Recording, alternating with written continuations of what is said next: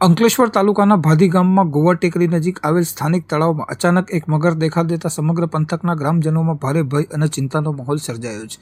આ તળાવ ગામની સાવ નજીક આવેલું હોવાથી સ્થાનિક રહીશો માટે મોટો ખતરો ઊભો થયો છે, કારણ કે રોજિંદા જીવનમાં અનેક પશુપાલકો પોતાના પશુઓને અહીં પાણી પીવડાવવા માટે લાવે છે. આ ઉપરાંત ગામના શ્રમિકો અને અન્ય લોકો પણ પોતાના રોજબરોજના કામકાજ અને વ્યવસાયિક જરૂરિયાતો માટે આ તળાવના પાણીનો ઉપયોગ કરતા હોવાથી ગમે ત્યારે કોઈક મોટી જાનહાનિ કે અનિચ્છનીય ઘટના ઘટવાની પ્રબળ આશંકા સેવાઈ રહી છે.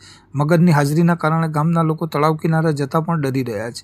આ ગંભીર પરિસ્થિતિને જોતા સ્થાનિક રહીશોએ વન વિભાગ સમક્ષ તાકીદે આ મામલે હસ્તક્ષેપ કરવાની માંગ કરી છે. ગ્રામજનો ઈચ્છી રહ્યા છે કે વન વિભાગની ટીમ વહેલી તકે ઘટના સ્થળે પહોંચી પાંજરો ગોઠવીને આ મગરને સુરક્ષિત રીતે પકડી લે અને તેને માનવ વસ્તીથી દૂર કોઈક અન્ય યોગ્ય કુદરતી આવાસમાં ખસેડે. હવે એ જોવાનું રહેશે કે વન વિભાગ આ લોકહિતની રજૂઆતને કેટલી ગંભીરતાથી લે છે અને ભાદી ગામના લોકોને ભયના ઓથારમાંથી ક્યારે મુક્તિ અપાવે છે.